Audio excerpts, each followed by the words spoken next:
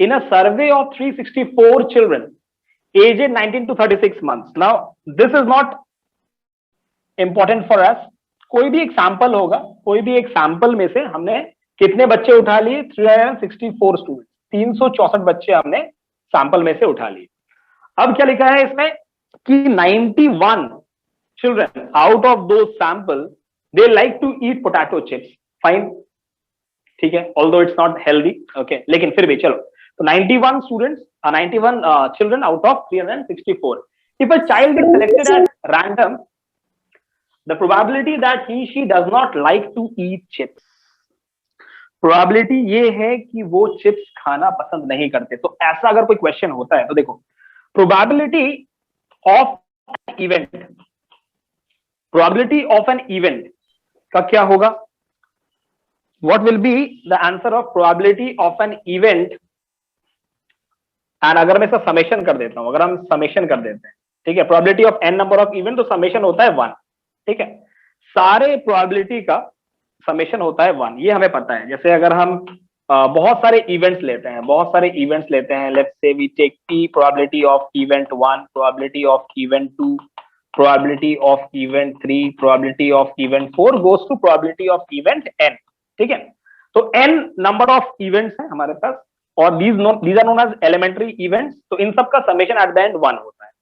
अब मान के चलो कि किसी एक चीज की प्रोबेबिलिटी होने की प्रोबेबिलिटी, मतलब अकरेंस की प्रोबेबिलिटी, और no occurrence, no occurrence, no occurrence, इन दोनों की प्रोबेबिलिटी हमेशा 1 होगी। मतलब होना और ना होना, इन दोनों की प्रोबेबिलिटी क्या होगी? At the end 1। तो अगर 91 स्टूडेंट्स पोटैटो खाना पसंद करते हैं आउट ऑफ 364, कितने पसंद नहीं करते? तो पहले हम ये निकाल लेते हैं, कितने पसंद करते हैं, कितने पसंद करते हैं, probability of eating chips, so that is 91 out of 364। कितने पसंद नहीं करते? तो वो आप 1 से माइनस कर दोगे। बहुत ही सिंपल क्वेश्चन था, है ना। तो चलो मुझे बताओ क्या आंसर होगा इसका। Probability of children who do not like chips,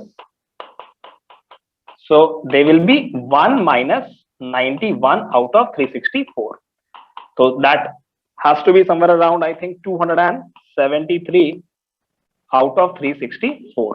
So get me the result, get me the result. 0.75. 0.75, first class, बहुत बढ़िया। 0.75, 0.75 is the answer, 0.75 is the answer, right? चलिए, तो ये था आपका अगला सवाल, ठीक है। तो आई डोंट थिंक इसमें किसी को कोई प्रॉब्लम आया होगा। अगर कोई प्रॉब्लम है तो चैट में फटाफट लिखो और बताओ। ऑप्शन, ऑप्शन कौन सा वाला ऑप्शन है? ठीक है, first class. No sir, no problem. चलिए, अच्छी बात है, क्लियर है फंडा।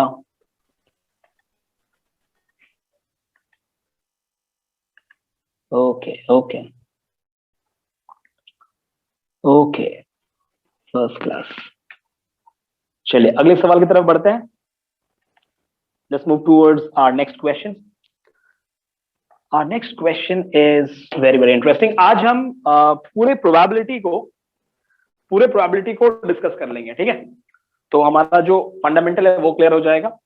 जो क्लास 10th वाले बच्चे हैं उनका प्रोबेबिलिटी कंटिन्यू रहेगा, और जो क्लास 9th वाले बच्चे हैं उनका प्रोबेबिलिटी आज खत्म हो जाएगा। तो 9th वाले बच्चों का कोई और टॉपिक अगले दिन शुरू होगा, right. Timing will remain the same, 7 PM sharp. Okay, now focus here. Now this is a very interesting question. A die is thrown 250 times and the outcomes are noted. Frequency, what do you mean by frequency? Frequency का मतलब क्या होता है? आपको मैं example के तरीके से समझाता हूं। जैसे मान लो कि आपको क्रिकेट खेलना पसंद है, ठीक है, लेकिन आप हर दिन क्रिकेट खेलने के लिए नहीं जाते हैं। तो मैंने बोला कि एक हफ्ते में आप 3 बार क्रिकेट खेलने गए, एक हफ्ते में आप 3 बार क्रिकेट खेलने के लिए गए, और 2 बार आपने फुटबॉल खेला, ठीक है, और आपने 1 बार चेस खेला, और आपने फिर 1 बार कैरम खेला, राइट।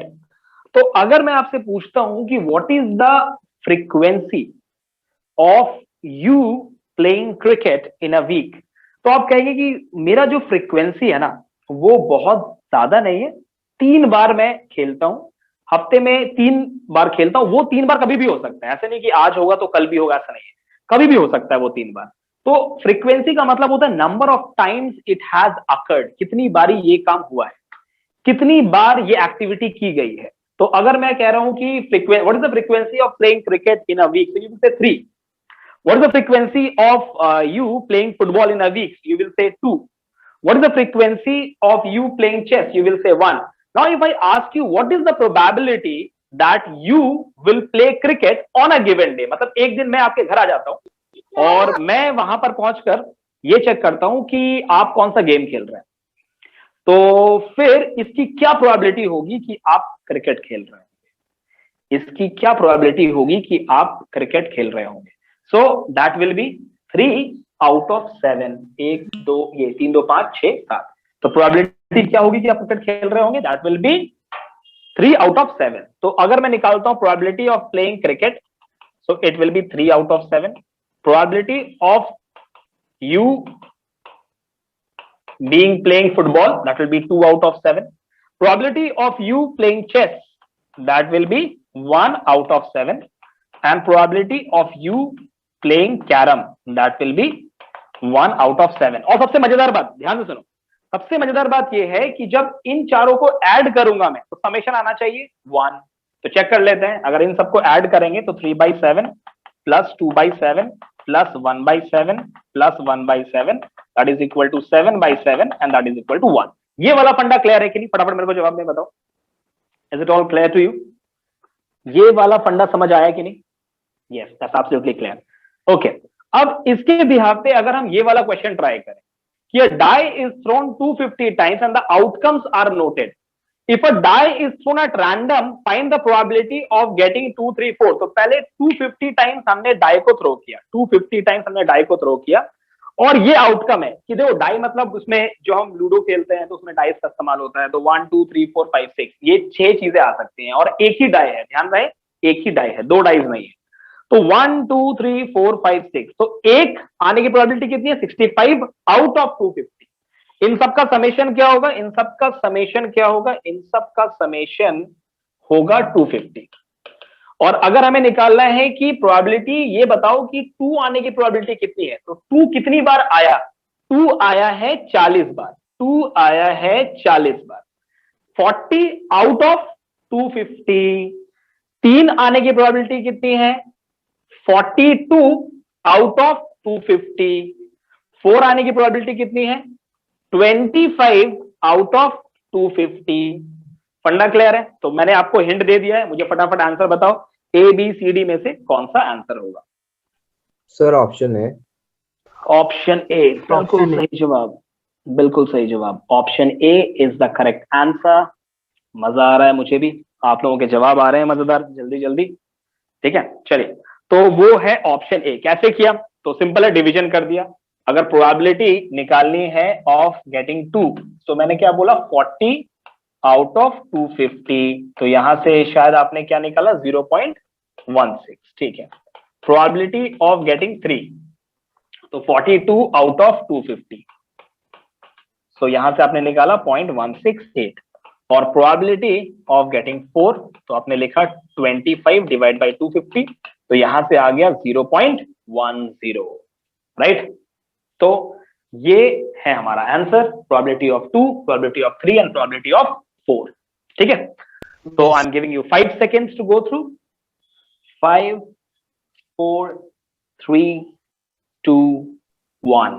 रैपिड फायर सेशन चलेगा एकदम, 2020 क्रिकेट चल रहा है यहाँ पर, है ना? There is no test match, एकदम ताबड़तोड़ बल्लेबाजी होगी। तो चलिए अगले सवाल की तरफ बढ़ते हैं। अगला सवाल, question number 4। Bulbs are packed in cartons, each containing 40 bulbs. 700 cartons are examined for defective bulbs. 700 cartons are examined for defective bulbs, and each carton contains how many bulbs? Each carton contains 40 bulbs. ठीक है, हर carton में 40 bulb हैं और total total हमारे पास कितने carton है? 700 carton है। ठीक है, अब देखो 700 कार्टन है तो इन सब का जो समेशन होगा ना, इन सब का जो समेशन होगा वो एट द एंड कितना होगा? 700। ठीक है, अब one carton was selected at random. What is the probability that it has no defective bulbs? No defective bulbs का मतलब zero defective bulb। तो जीरो कितनी बार ऐसा पाया गया कि कोई भी बल्ब डिफेक्टिव नहीं था? कितने कार्टन्स में ऐसा देखा गया कि कोई भी बल्ब डिफेक्टिव नहीं था? ठीक है, तो वो यहां पर देखो क्या है, number of defective bulb here 0 out of 400। 400 मतलब नंबर ऑफ डिफेक्टिव बल्ब एक कार्टन में हमने ढूंढा तो पता चला कि 400 बारी ऐसा हुआ कि कोई भी बल्ब डिफेक्टिव नहीं था। That's very simple. 400 out of कितनी कितने कार्टन्स को चेक किया हमने? 700 कार्टन्स को चेक किया, तो that has to be 400 out of 700। तो 0 0 कैंसिल हो जाएगा। बताओ क्या आंसर होने वाला है? So 4/7. क्या आंसर होने वाला है? 4/7 4/7। बिल्कुल बिल्कुल सही जवाब, बिल्कुल सही जवाब। चलो ठीक है, अब सेकंड पार्ट कर लो अपने आप। सेकंड पार्ट बिना मेरे मदद के कर लो। Okay sir. Do it do it do it. चलो फटाफट करो, लेट मी नो। लिखा क्या है? Defective bulb from 2 to 6। Simple है ना, क्या करने का है? 2 की प्रोबेबिलिटी, 3 की प्रोबेबिलिटी, 4 की प्रोबेबिलिटी, 5 की प्रोबेबिलिटी और 6 की प्रोबेबिलिटी, इन सबको हम क्या करेंगे? ऐड कर देंगे। एक तरीका और है इसे सॉल्व करने का कि आप प्रोबेबिलिटी ऑफ जीरो ले लो और प्रोबेबिलिटी ऑफ 1 ले लो। ठीक है, इन दोनों की प्रोबेबिलिटी कितनी होगी? जीरो की प्रोबेबिलिटी है 400 आउट ऑफ 700 और एक की प्रोबेबिलिटी है 180, यहां पर 180 है। ठीक है, 180 आउट ऑफ 700। तो इन दोनों को ऐड करेंगे तो कितना हो गया? 580 आउट ऑफ 700। ये है probability of 0 defective bulb and probability of 1 defective bulb. तो अगर मैं टोटल प्रोबेबिलिटी से अगर 580/700 माइनस कर देता हूं तो मेरे को क्या मिल जाएगा? Probability of 2 defective bulb, 2 bulb defective, 3 4 5 6 ऐसा पूरा मिल जाएगा। ठीक है, अच्छा तो यहां पर हम डायरेक्टली भी इसको सॉल्व कर सकते हैं। डायरेक्टली भी इसको सॉल्व कर सकते हैं। क्या तरीका है? Probability of 2, probability of 3, probability of 4, probability of 5 and probability of 6। ये चाहिए अपने को, है ना? सम पूछा है। डिफेक्टिव बल्ब फ्रॉम 2 to 6, 2 से 6 तक का प्रोबेबिलिटी सबका ऐड करके निकालने का है आपको, राइट? तो यहां पर क्या होगा? 48 plus 41 plus 18 plus 8 plus 3 plus, ठीक है, प्रोबेबिलिटी ऑफ मोर देन 6 का तो काम नहीं है अपने को। ठीक है, तो इसको हटा दो। So that's it. इन सबको जोड़कर डिवाइड बाय 700। ठीक है, क्या आया आंसर? 120/700। 120/700। 120/700। ओके, 120/700 चेक कर लेना 120/700 है या 118/700 है। 118 होगा। हाँ 118 होगा, 118/700 होगा। आपने इस 2 को भी ऐड कर लिया होगा जिसकी वजह से 120/700 आ रहा है, जो कि आंसर गलत है ना? तो यहां से आ जाएगा 59 divided by 350। So the correct answer is 59 divided by 350। ठीक है, क्लियर है फंडा? क्लियर है फंडा? फर्स्ट वाले पार्ट का आंसर क्या था? फर्स्ट वाले पार्ट का आंसर था 4/7। सेकंड वाले पार्ट का आंसर है 59 डिवाइड बाय 350, राइट? चलिए चलिए, मजेदार। तो एकदम रन रेट हमारा सही चल रहा है। So we're done with this question number 4। तो बेसिकली ये जो फ्रीक्वेंसी टाइप क्वेश्चंस होते हैं इसको देखकर डरने का नहीं है। हाँ, क्वेश्चन दिखेगा, एकदम तसल्ली से क्वेश्चन को पढ़ेंगे। The first very important attitude of you guys towards solving a question is to read the question properly. पहले क्वेश्चन को आराम से पढ़ो, ठीक है? उसके बाद लैंग्वेज को समझो और लैंग्वेज को समझने के बाद फिर हम पहला स्टेप उठाएंगे सॉल्व करने का। I see lot of students just jumps over the question आया फटाफट फटाफट फटाफट ना, ऐसा नहीं करने का। पहले एकदम शांत शांत से पहले क्वेश्चन को देखो, पढ़ो और उसके लैंग्वेज को समझो। अंग्रेजी में क्वेश्चन लिखा हुआ है, लैंग्वेज समझो, क्या कहना चाहते हैं कवि, क्या कहना चाहते हैं, ये समझना जरूरी है। उसके बाद हम एक स्ट्रोक में क्वेश्चन करेंगे, वहां पर गलती होगी तो कोई बताने वाला नहीं होगा कि ये सही है ये गलत है, आपने जो किया वही आपका आंसर है, दैट्स इट। ओके, अगला सवाल क्या है हमारा, ये असर्शन रीजन क्वेश्चंस है, ठीक है।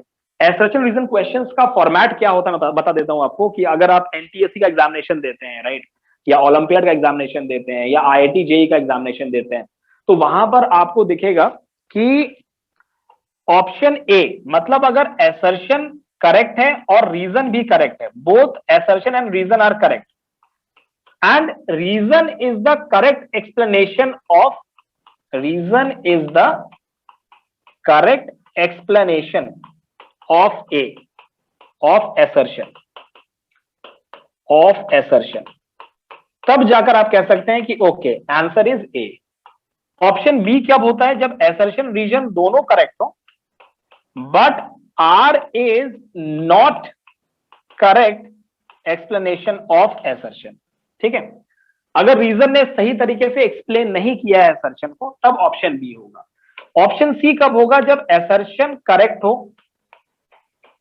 और रीजन जो है वो फॉल्स हो। Here A stand for assertion and R stand for reason. Okay, जैसे कि एक सिंपल सा एग्जांपल लेते हैं, that the apple falls downwards, the apple falls towards the earth, ये assertion है। Reason is the apple is attracted due to the gravitational force of the applied by the earth, तो earth attracts the Apple, ठीक है। तो यहां पर हमने reason में ग्रेविटी को एक्सप्लेन किया है और इसी वजह से एप्पल नीचे गिरता है, तो ये प्रॉपर एक्सप्लेनेशन है। तो इस तरीके से अगर पूरा फॉर्मेट हो तो आपका आंसर होगा ए। अगर दोनों चीजें सही हो लेकिन एक्सप्लेनेशन प्रॉपर नहीं है तो फिर गड़बड़ हो जाएगा, ठीक है।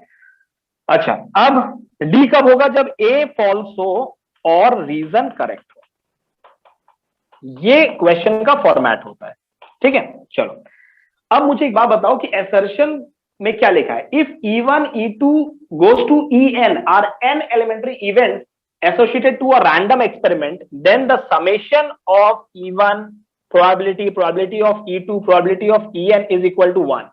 क्या assertion करेक्ट है या इनकरेक्ट है? मैम करेक्ट बताओ। सर, करेक्ट करेक्ट करेक्ट ऐसे ऐसे बोलो, सही या गलत ऐसे बोलो। सर, सही है। तो सही है। फर्स्ट क्लास, ओके फर्स्ट सही। क्लास, चलो बिल्कुल सही बात, सही है। What about the reason, what about the reason, what about the reason, reason के बारे में क्या गलत है। कहना चाहिए? सर रीजन गलत है। गलत। अगर रीजन गलत है तो बेटा क्यों गलत है, अगर रीजन गलत है तो क्यों गलत है, व्हाई इट इज इनकरेक्ट, इसका भी जवाब दो। Sir because probability can not B negative. बहुत बढ़िया बहुत बढ़िया, probability can not B negative, बिल्कुल सही बताया। प्रोबेबिलिटी कभी भी नेगेटिव नहीं हो सकती, प्रोबेबिलिटी कभी भी नेगेटिव नहीं हो सकता। तो यहां से जो इक्वेशन होना चाहिए था वो इक्वेशन ये होना चाहिए था कि probability can be equal to 0, it can be greater than 0, okay, it can be greater than 0 but it can not be less than 0 and it can be maximum equal to 1।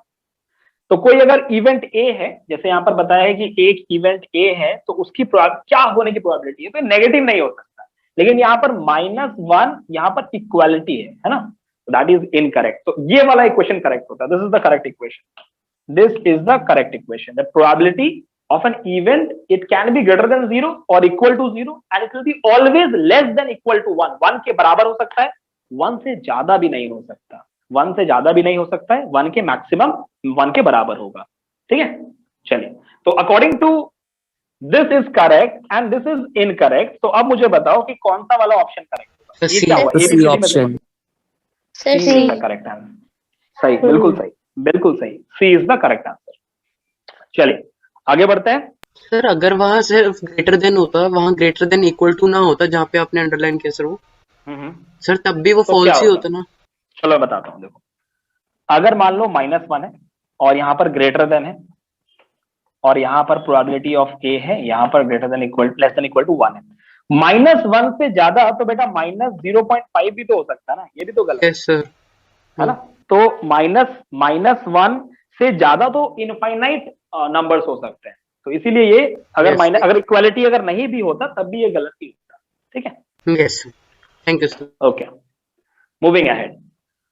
अगला question क्या है? किसी को कोई fast तो नहीं लग रहा ना? अगर फास्ट No, लग रहा है तो sir. बता दो। नहीं लग रहा ना फास्ट? चलो ठीक है, अच्छी बात है। अब ये वाला क्वेश्चन करो। करो, क्या लिखा है? Two fair dice are thrown together, the probability that number 5 does not appear on any of them. तो पहले तो बेटा तसल्ली से मैंने क्या बोला है? पहले क्वेश्चन को पढ़ने का है, पहले क्वेश्चन को एकदम पढ़ने का है, एकदम आराम से। दो फेयर डाइस है, दो फेयर डाइस है, तो सबसे पहले तमीज से लिखते हैं कि डाइस है तो क्या क्या अकरेंसेस हो सकता है। 1 1 हो सकता है ना? एक में 1 आया, दूसरे में भी 1 आया, एक में 1 आया, दूसरे में 2 आया, एक में 1 आया, दूसरे में 3 आया, ऐसे करके एक में 1 आया, दूसरे में 6 आया, ऐसे हो सकता है पूरा। ठीक है, तो यहां पर टोटल कितने हो गए अकरेंसेस? 6, राइट। फिर मैंने उठाया 2, दो के रो में क्या हुआ? 2 1 2 2 2 3 गोज टू 2 6। फिर इसी तरीके से 3 1 से लेकर 3 6 तक, है ना? इसी तरीके से 4 Yes, 1 से कितने कितने अकरेंसेस होंगे टोटल, ये बता दो। 30 36 36 36, बहुत बढ़िया बहुत बढ़िया, 36। चलो ये हो गया 36, 6,6 तक हो गया पूरा। ठीक है, अब ये पूछा जा रहा है कि समेशन कितना आना चाहिए? That the probability that number 5 does not appear, नहीं समेशन नहीं है, नंबर 5 आना ही नहीं चाहिए। डज नॉट अपीयर, नंबर 5 नहीं आना चाहिए। तो भैया नंबर 5 तो बहुत बारी नहीं आएगा, लेकिन सबसे पहले ऐसा कर लेते हैं कि नंबर 5 कितनी बार आएगा। नंबर 5 कितनी बार आएगा? देखो इस वाले रो में अगर हम 11 देखें, times. इस वाले रो पक्का 11 है, ठीक है, चेक कर लेते हैं, 11 12 तो नहीं है। इस वाले रो में अगर चेक करें, इस वाले अगर रो में चेक करें तो एक ही बार आएगा 5 1 5। ठीक है, बता देना है ना, जहां जहां मैं कर रहा हूं बता देना, मैं गलत तो नहीं Yes, sir. बता देना। ओके फिर सेकंड वाले रो में एक बार आएगा 5, किधर? 2 5 2,5 यस 2,5, राइट। तीसरी बार जब करेंगे तो फिर एक बार आएगा 3,5, चौथी बार करेंगे तो फिर एक बार आएगा 4,5, लेकिन 5 वाले रो में हर बार आएगा 5 5 1 5 2 5 3 5 4 5 5, एक बार तो 5 5 दो बार आ गया, है ना? और एक 5,6, और Yes, sir. आखिरी रो में केवल एक बार आएगा, दैट इज 6,5। 6,5 चलो अब काउंट कर लेते हैं, राइट। 11 तो बेटा आप लोगों ने काउंट किया, 1 2, एकदम आराम से, एकदम आराम से, 1 2 3 4 5, और ये कितना? 6। ठीक है, तो 6 बार आएगा, है ना? अब इतनी बार हमें क्या मिल रहा है? 5 मिल रहा है। अब बोला गया है कि भैया एक बार भी 5 नहीं आना चाहिए, सर। एक बार भी 5 नहीं आना चाहिए। हाँ बोलो बोलो।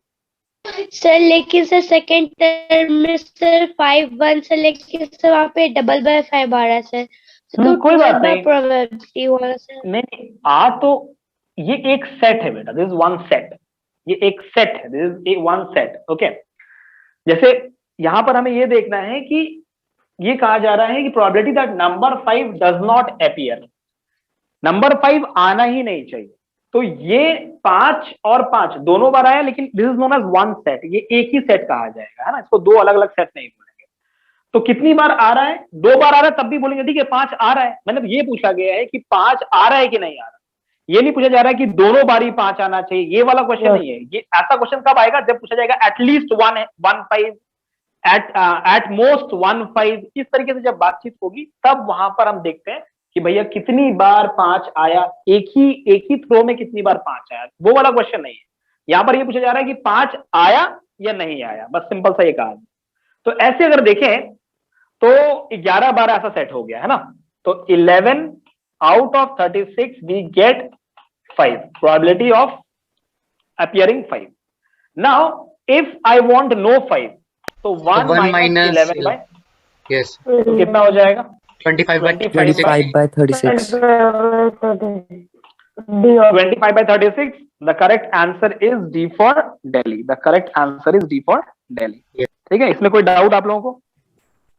Sir, please No, show sir. question number 5. Please show question number 5. Please show question number 5। किधर है क्वेश्चन नंबर 5? क्वेश्चन नंबर 6 ये क्लियर है ना? ये देख लो, Yes, क्वेश्चन sir. नंबर 5 देख लो। Recordings will be uploaded in the application, तो डोंट वरी, है ना? रिकॉर्डिंग ओके एप्लीकेशन के सर। अंदर अपलोड हो जाएगा, टेंशन लेने की जरूरत नहीं है। ठीक है, वहां भी आप सर लोग एक बार इस रिवाइज कर क्लास सकते का हैं। टाइम टेबल भी हो जाएगा ना अपलोड? टाइम टेबल 7 PM ही रहेगा डेली। ठीक है, 7 PM डेली रहेगा। अगर कोई चेंज होता है तो वो आप लोग बैच में ना थोड़ा अपडेटेड रहो, है ना? बैच में क्वेरीज आती रहती है। अच्छा, सब लोगों को मैं बता रहा हूँ, टेलीग्राम ग्रुप ज्वाइन कर लो। टेलीग्राम ग्रुप में क्वेश्चन क्विजेस वगैरह आते रहते हैं, है ना? तो स्पेशली जो 9th और 10th वाले बच्चे हैं, जैसे जिनका बोर्ड एग्जामिनेशन, आपका 9th वालों का अगले साल बोर्ड एग्जामिनेशन है, 10th वालों का तो भैया अभी सर पे आके आने वाला है, तो टेलीग्राम ग्रुप आप लोग ज्वाइन कर लो। ठीक है, जो लिंक है आप वहां पर सर्च करना टेलीग्राम में, kiko@olympiad, तो वहां पर आपको दिख जाएगा और वहां पर क्वेश्चंस अपलोड होते रहते हैं। ट्राई किया करो, और ना ऐसा मत सोचो कि ये क्वेश्चन 7th का है, ये क्वेश्चन 8th का है। आप क्वेश्चन अटेम्प्ट करो। अगर आपको नहीं आता है ना तो फिर तो चिंता का विषय है ना। अगर 9th वाला बच्चा है, उसको अगर 8th का कोई मैथमेटिक्स का क्वेश्चन नहीं आ रहा है, that's a matter of concern, right? So therefore जब भी क्वेश्चन आए तो चेक करो कि मुझे आता है कि नहीं आता, है ना? यस। जब आप हायर स्टडीज में जाओगे, जब आप आगे कंपटीशन के एग्जामिनेशन दोगे, तो वहां पर ये जज नहीं किया जाएगा कौन 11th में है, कौन 12th में है। किसको ये सवाल आता है उसका सिलेक्शन हो जाएगा, किसको जवाब नहीं आता उसका सिलेक्शन नहीं होगा। Very simple. ठीक है, हमेशा अपने आप को टेस्ट किया करो। जब मैं आप लोगों के ऐसा था तो मैं ढूंढता था क्वेश्चन, कहां पर क्वेश्चन मिलेगा, क्वेश्चन ढूंढो, क्वेश्चन करते हैं, क्वेश्चन करते हैं। हायर क्लासेस का थोड़ा थोड़ा अटेम्प्ट करते थे, लेकिन लोअर क्लासेस का तो एकदम रगड़ देते थे कि कोई भी क्वेश्चन कहीं भी दिखा, चलो चेक करते हैं कि मुझ मेरे से होता है कि नहीं होता। तो टेलीग्राम ग्रुप में क्विजेस अपलोड होता रहता है, मजा आएगा, किया करो। इवन मैं, मुझे मजा आता है जब मैं भी करता हूँ। जब सही होता है तो ऐसे गुब्बारे से फूटते हैं, तो मजा आता है यस वहां पर। ठीक है, चलो ये वाला हो गया क्वेश्चन नंबर 6। अब आगे बढ़ते हैं क्वेश्चन नंबर 7 की तरफ। क्या लिखा है? Probability of E1, E2, E3, ये 3 गिवन है। ये कहा जा रहा है E1, E2, E3, E4 are elementary events of random experiment. Probability of E4 निकालो। बेटा समेशन क्या होता है सबका? 1। E1, E2, E3, E4, summation 1 होता है। अब 3 का प्रोबेबिलिटी गिवन है, एक का गिवन नहीं है। सिंपल, सबको ऐड कर देते हैं। 1/6, 1/3, 1/6, तीनों को ऐड कर दो। 1/6, 1/3 और 1/6, तीनों को ऐड कर दिया, कितना हो गया? 1/6, 1/6 ऐड करेंगे 1/3 हो जाएगा, 1/3 और ऐड कर देंगे, कितना हो जाएगा? 2/3 हो जाएगा। ये हो गया probability of E1, probability Sir, of 2/3. Sir C answer. ठीक है, चेक करता हूं मैं। प्रोबेबिलिटी ऑफ E3 और प्रोबेबिलिटी ऑफ E4, इन सबका समेशन क्या आना चाहिए? 1। इन तीनों को जोड़कर क्या आ गया? 2/3। तो probability of E4 will be very simple, 1 minus 2/3, that is equal to 1/3। So what will be the answer? That is C for Chennai. चलो बहुत बढ़िया, बहुत बढ़िया। चलो आप लोग देख लो, है ना? चलो अगले क्वेश्चन की तरफ बढ़े। Yes sir. अगले क्वेश्चन की तरफ बढ़ते हैं। रन रेट हमारा एकदम मस्त चल रहा है। ठीक है, तो हम 7वें क्वेश्चन की तरफ हैं। अब अगला सवाल आपके स्क्रीन के सामने। Yes, this is question number 8। In a class there are X boys and Y girls. A student is selected at random, then the probability of selecting a girl is, okay. So this is the class. This is a class. This is a class. Okay. And in this class we have boys and we have girls. Right. Boys कितने हैं? X. Girls कितने Y. हैं? Y. Total बच्चे कितने हो गए? Total sir students X कितने plus हो गए? Y। X plus Y. Total students हो गए X प्लस Y। ओके, अब जो भी हम निकालेंगे इन्हीं में से निकालेंगे। हमारा जो लॉट है, जो हमारा सैंपल है, वो है X प्लस Y, सबका जोड़कर। अब ये बोला गया है probability of selecting a girl, probability of selecting a girl, probability of selecting a girl. Girl कितने हैं? Y. तो Y। Y will be out of X और out X of plus X Y। plus Y. X plus Y होना चाहिए। X plus Y होना चाहिए first class. So probability of getting a girl, probability of getting a girl has to be Y upon X plus Y. Probability of getting a boy has to be X upon X plus Y. Right? ये होना Yes। चाहिए, ये होना चाहिए system. But तो अब assertion is false.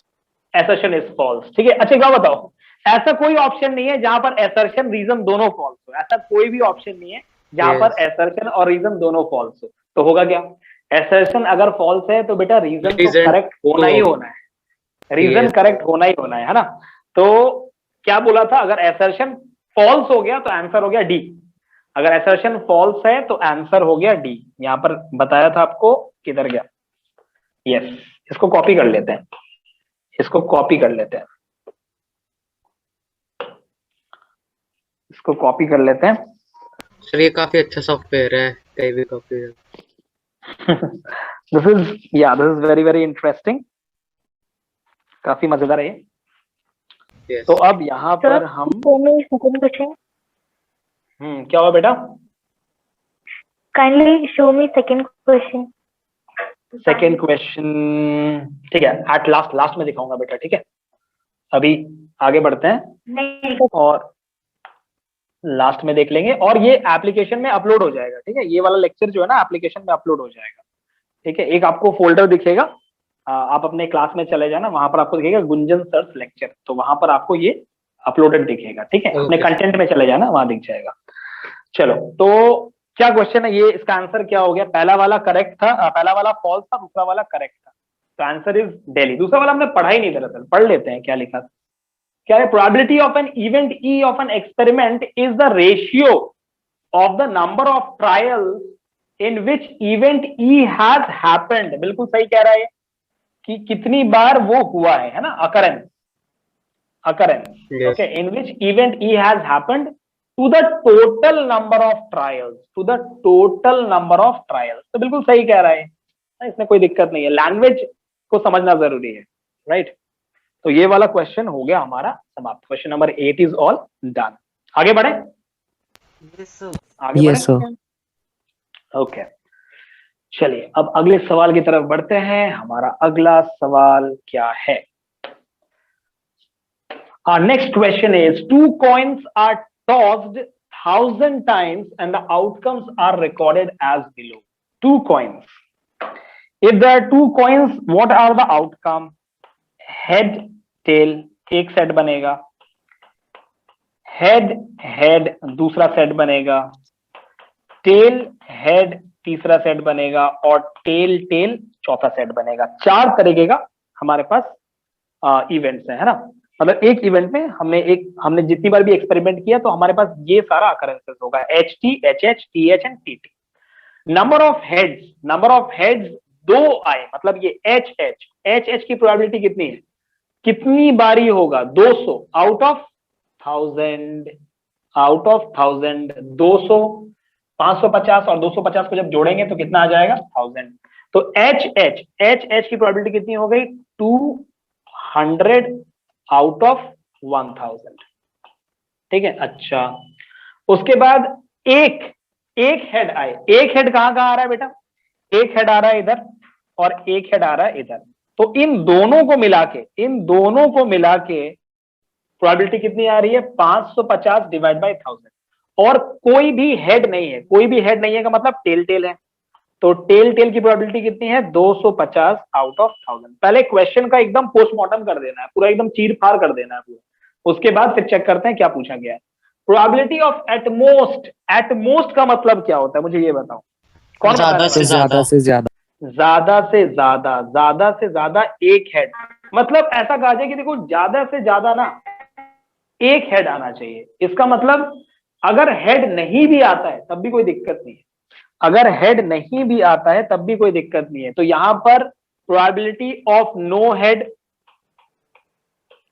Plus probability of at most one head का मतलब प्रोबेबिलिटी ऑफ वन हेड निकाल लेते हैं और प्रोबेबिलिटी ऑफ नो हेड निकाल लेते हैं। This has to be the summation of probability of no head and probability of one head will be actually probability of at most one head। तो at most one head का answer क्या है, probability of no head plus probability of one head। this has to be the case, right? अच्छा, अब अगर इन दोनों को पहले निकाल लेते हैं, फिर मैं आगे एक और केस आपको करवाऊंगा इसी में से। तो probability of no head का क्या प्रोबेबिलिटी है, 0 out of 250, 0 out of sorry 250 out of 1000 और प्रोबेबिलिटी ऑफ वन हेड का क्या है 550 आउट ऑफ 1000। तो ये कितना हो गया 550 और 250 कितने होते हैं 800 by So 1000. 800 divided by 1000. 800 by 1000 that is equal to 8 by 10 8 4 by by 10 is equal to 4 by 5 4 by 4 by 5. 5 चलो ठीक है ये सही है चेन्नई आंसर है इसका। लेकिन अगर यही क्वेश्चन कुछ इस तरीके से होता प्रोबेबिलिटी मैं थोड़ा सा इसको ऊपर लेके जाता हूं probability of at least one head So 1 and 2. 750 by 1000. नहीं आंसर नहीं पूछ रहा हूं मैं ये पूछ रहा हूं कि अगर ऐसा लिखा होता probability of at least one head तो कौन कौन सा हम इवेंट को उठाते Sir, So 1 or 2. probability of one head one and and plus the at least probability one of head second मतलब two प्रोबेबिलिटी head. कम से कम एक हेड तो आना ही चाहिए ठीक है। Yes. फिर प्रोबेबिलिटी अगर दो हेड का भी आ जाता है तब भी अपने को कोई दिक्कत नहीं है नहीं कम से कम एक हेड आना चाहिए इसका मतलब एक हेड की तो लेनी ही है और दो हेड वाला कंडीशन भी हम ले सकते हैं। तो ऐसे केस में प्रोबेबिलिटी ऑफ वन हेड कितना हो गया 550 plus probability of two head 200 तो ये डिवाइड बाय 1000 तो यहां से कितना आ जाता 750 डिवाइडेड बाय 1000 राइट। तो ये हो गया 75 out of 100 that is equal to 3 by 3 by by 4. फंडा समझ आया सबको Yes, Yes, sir. sir. है फंडा Yes, sir. चलो चलो Yeah. बहुत अच्छी बात है बहुत अच्छी बात है ठीक है। हर दिन 7 बजे क्लास होगी ठीक है तो do not miss the lectures right.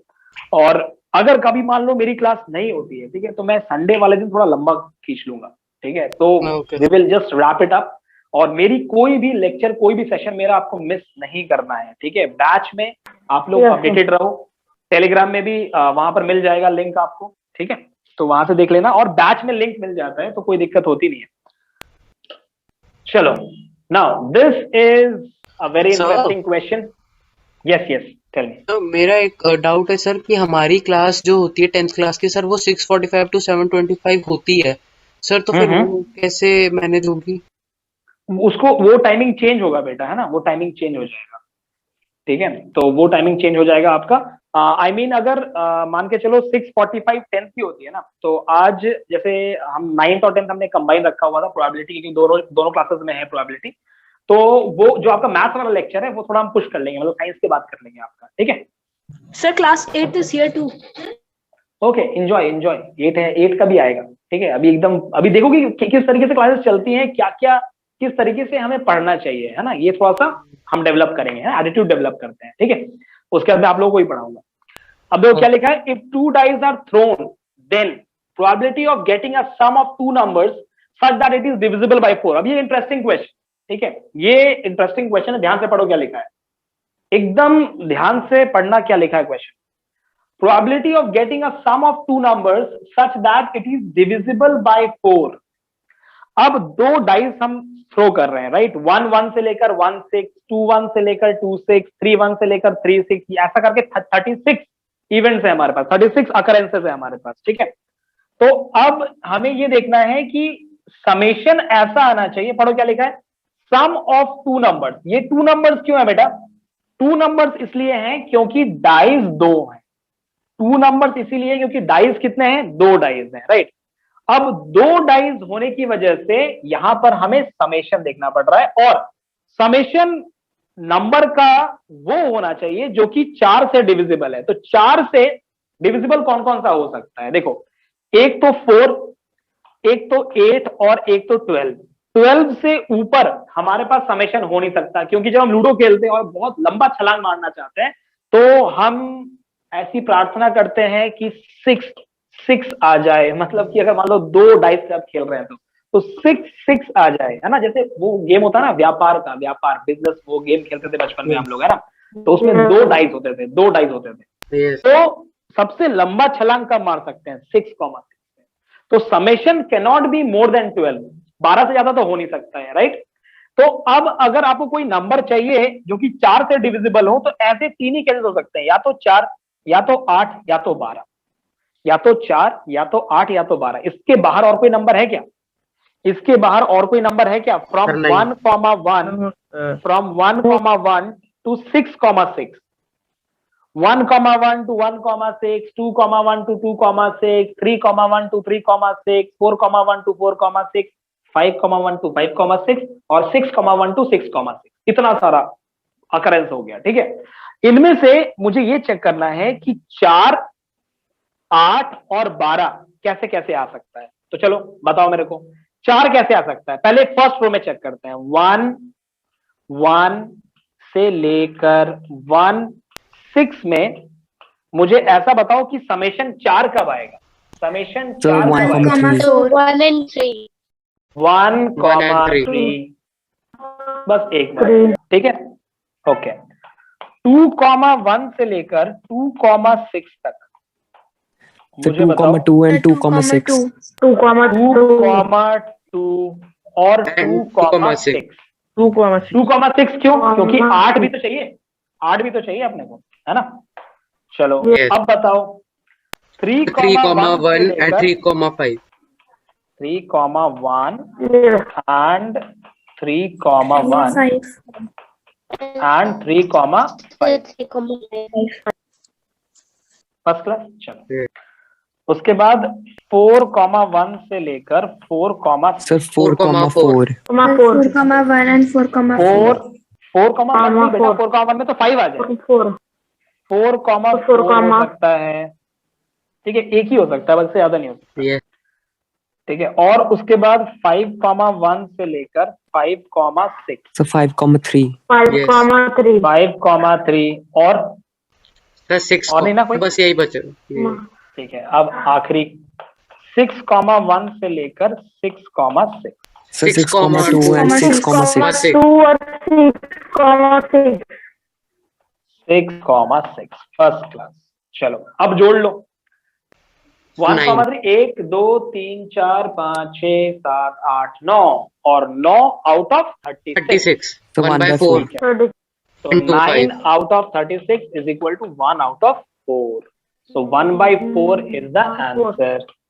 1/4 is the answer, right? Yes. Okay.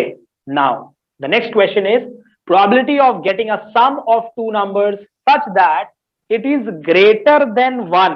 It is greater than 1 and less than 13. तो जब दो डाइस के साथ खेल रहे होंगे ना, तो सबसे छोटा सम क्या आएगा? 1,1। सबसे छोटा Two सम ये वाला आएगा। होगा। सबसे छोटा सम ये है 2 और सबसे बड़ा सम ये इधर 6,6 दैट इज 12। तो ये कह रहा है कि ऐसा बताओ कि समेशन 1 से ज्यादा हो और 13 से कम हो। तो ये जितने भी सर, ये 36 सारे ही 36 है हैं? ना, सारे ही है, बिल्कुल सारे ही 1 से ज्यादा है और 36 13 से कम। आई मीन 13 से कम। तो अगर सारे ही हैं तो कितना 1 होगा। 36 1 out होगा। of 36 that is equal to 1.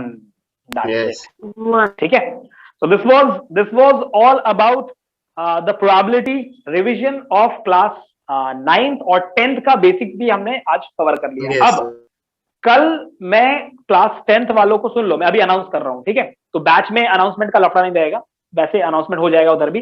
कल मैं क्लास 10th का प्रोबेबिलिटी लूंगा और 9th वालों का प्रोबेबिलिटी नहीं लूंगा, 9th वालों का कोई और टॉपिक में लूंगा, ठीक है। तो दोबारा मैं रिपीट कर रहा हूँ, मैं यहाँ पर लिख देता हूँ। Tomorrow that is 9th of February, okay, 9th of February, class 9th timing will remain the same, 7 p.m. and there'll be some other mathematical topic. And class 10th I will take your class at 8 p.m. okay. Okay. Class 10th का मैं बता देता हूँ class 10th का क्या होने वाला है। क्लास 10th का कल प्रोबेबिलिटी होगा, ठीक है, क्योंकि क्लास 10th में कुछ और चीजें हैं जो डिस्कस करनी है। Yes. जो 9th में नहीं है ना। तो क्लास 10th की क्लास 8 का मैं बता दूंगा, ठीक है। अभी दो चीज का मैंने फाइनलाइज किया, 9th और 10th का, ठीक है। और ये है टाइमिंग, ठीक है। 9th का 7 PM होगा और 10th का 8 PM होगा। 9th का 7 PM टॉपिक कौन सा होगा वो बैच में अपडेट हो जाएगा, राइट। हर दिन हम एक एक टॉपिक उठाएंगे और खत्म कर देंगे, राइट। ओके और इसका ये जो लेक्चर है ये एप्लीकेशन में अपलोड हो जाएगा और आपका टेस्ट होने वाला है 9 PM एक क्विज अपलोड होगा 9th वालों के लिए और क्लास 10th वालों के लिए 10 PM टेलीग्राम ग्रुप में अपलोड होगा। तो वहां पर आप लोग एक्टिव रहो, है ना, और क्वेश्चंस करो, ठीक है। मैथ कब से होगा वो? हर दिन हो रहा है बेटा, हर दिन हो रहा है, हर दिन सर हो वो रहा है। मतलब जो बॉक्सेस में क्वेश्चन आते हैं वही ना? बॉक्सेस में क्वेश्चन वही ना जहां पर गुब्बारे फटते हैं, जहाँ वही हाँ वाला ना? हाँ हाँ हाँ हाँ हाँ वही वही वही, अच्छा। ठीक है। चलिए बैच में अपडेट रहिए, कोई भी अगर आप लोगों को क्वेरी वगैरह आती है तो आप लोग बैच में सवाल पूछे, somebody or the other will definitely call you and resolve your queries, right? चलिए thank you very sir much. मैं क्लास 10th के ग्रुप में टेलीग्राम का लिंक डाल दूं? हाँ डाल दो, जो डाल दो, बैच डाल दो, सेशन बिल्कुल बिल्कुल सर- बिल्कुल बिल्कुल। सर तो 8 क्लास का कब होगा सर क्लास? 8 क्लास का बेटा बैच में आ जाएगा, आपको इन्फॉर्मेशन आ जाएगा, ठीक है। हम लोग रिवीजन Okay, करेंगे sir, तो thank 8 का भी आ जाएगा, ठीक है। चलिए आप लोग कोई भी अगर आपको डाउट वगैरह होता है तो बैच में आप लोग लिखिए। और Okay, sir. अगर किसी से बात करनी हो आपको तो बैच में आप लोग लिख देना कि सर मेरे को बात करनी है या मेरी मम्मी को पापा को बात करनी है, तो कोई भी काउंसलर आपको कॉल कर लेंगे and they will definitely call you back. आप लोग देखो जितना एक्टिव रहोगे ना उतना ज्यादा हमारे लिए आसान होगा आपके प्रॉब्लम्स को समझना। अगर आप लोग खुद एक्टिव नहीं रहोगे तो हम लोग बहुत ज्यादा आप लोगों के लिए मेहनत नहीं कर पाएंगे। हम जितना ज्यादा आप हमसे मेहनत करवाओगे हम उतना ज्यादा मेहनत कर पाएंगे, ठीक है। तो एकदम ध्यान रखना, कभी भी कोई प्रॉब्लम होता है और कोई भी XYZ कोचिंग सेंटर इधर उधर कहीं भी जाने की जरूरत नहीं है। यहाँ पर हम लोग क्या क्या चीजें पढ़ते हैं, मैथ्स पढ़ते हैं, साइंस पढ़ते हैं, इंग्लिश पढ़ते हैं, SST पढ़ते हैं, सारी चीजें पढ़ते हैं। ये 4 सब्जेक्ट हम यहाँ पर कवर करते हैं। इंग्लिश में ग्रामर केवल कवर करते हैं, लिटरेचर क्योंकि ना अलग अलग किताबें अलग अलग स्कूल में चलती हैं इसीलिए कवर करना पॉसिबल नहीं है। तो ये सारी चीजें हम लोग देखते हैं। और हम लोग यहाँ पर जितने भी और भी अगर आपको सर्विसेज चाहिए, सर मुझे इस वाले टॉपिक के लिए क्वेश्चन शीट चाहिए, कुछ और भी अगर चीजें चाहिए आपको तो आप वहां पर बैचेस में लिखा करो, ठीक है। हमारा कंटेंट वगैरह बनता रहता है और कंटेंट जो है वो अगर आपको चाहिए होगा अपलोड हो जाएगा। और आपके लिए अनाउंसमेंट है कि बहुत जल्दी एनिमेशन वीडियोस जो है हर टॉपिक का स्पेशली मैथ्स और साइंस, मतलब मैथ्स और साइंस के टॉपिक्स का आपके एप्लीकेशन में अपलोड होने वाला है। तो आपको मजा आने वाला है पढ़कर उससे, ठीक है। कुछ अगर चीजें समझनी है, मुझे मैग्नेटिक फील्ड समझना है, मुझे इलेक्ट्रिक करंट समझना है, तो वो एनिमेटेड वीडियोस के थ्रू आपको बहुत अच्छे से समझा दिया जाएगा, राइट। Okay, तो बहुत जल्दी सब अपलोड होने वाला है। मिले कल हम लोग। yes, Sir, sir. please, please take a हाँ। lecture for algebraic expressions of class 8. Class 8 okay definitely Yes. Batch में लिख दो, बैच में लिख दो तो वहां पर हम लोग याद रहेगा ना। अभी Okay, sir. क्वेश्चन नंबर 2 चाहिए ना आपको? क्वेश्चन नंबर 2 दिखा देता हूं मैं।